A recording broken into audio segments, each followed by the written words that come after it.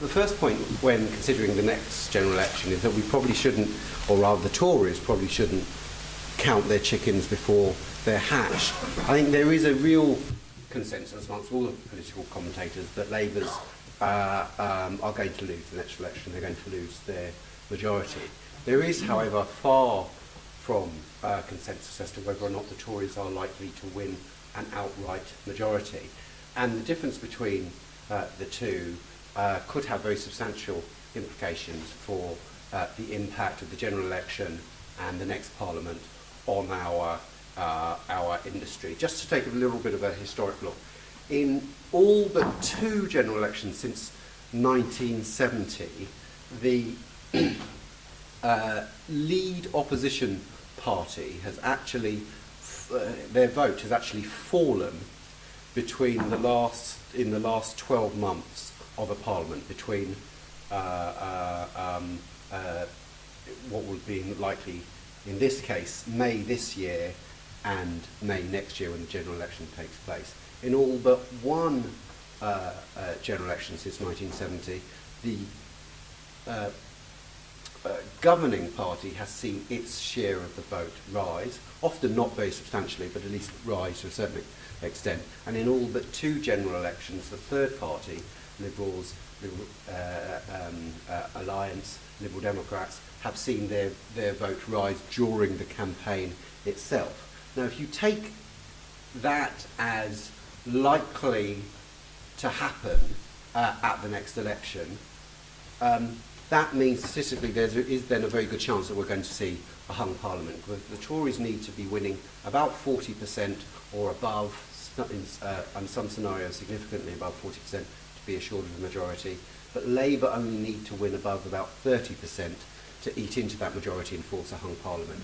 And that's broadly where the polls are at the moment. So there's a good chance that there will be a hung Parliament. So what does that actually mean? Well, firstly, it means that the minority parties, the smaller parties, will have a real influence on the political agenda.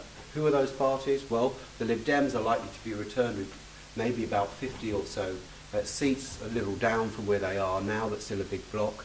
The SNP is likely to increase on its 7 seats. They're looking at potentially, they believe they could win as much as 20 seats, probably more realistically around 12, 13 seats. And the DUP, the Democratic Unionist Party, is likely to pick up an extra seat, likely to win a seat from the SDLP in Belfast, and they will be a strong bloc of votes in Parliament as well. And obviously, not always, but on a lot of issues are strongly aligned with the Conservatives. It should also be noted that Sammy Wilson, who some of you may be familiar with as a DUP MP, he was the Northern Ireland Environment Minister, and only in Northern Ireland can you have an Environment Minister who doesn't believe in climate change as well as hating wind. Anyway, so what are some of the attitudes of the political parties who entering the election? Well, looking at the Conservatives first, we're all, I think, familiar with much of the localism agenda that the Conservatives have been promoting. I'd say split is probably too strong a word, but certainly I think there's a tension in the Conservative Party between, and I'd say the fault line is often between those people who have been in government, experienced government, realise that when they're in government they're going to need all the help they can get to pull all the levers they can get to deliver their agenda, and those who often have come from a local government background, haven't had experience as a central government, and who frankly after 12 years are more convinced about the need to devolve power away from central government. That's similar to what happened in the 1970s. You may remember Lord Hailsham used to talk about the elective dictatorship when the Tories were in opposition, that when the Tories became the government, that didn't change very much. Labour in opposition in the 80s and the 90s talked about ending rate capping and giving powers back to local councils. I must have missed that during the Blair regime, and now we have the Conservatives talking about a localism agenda.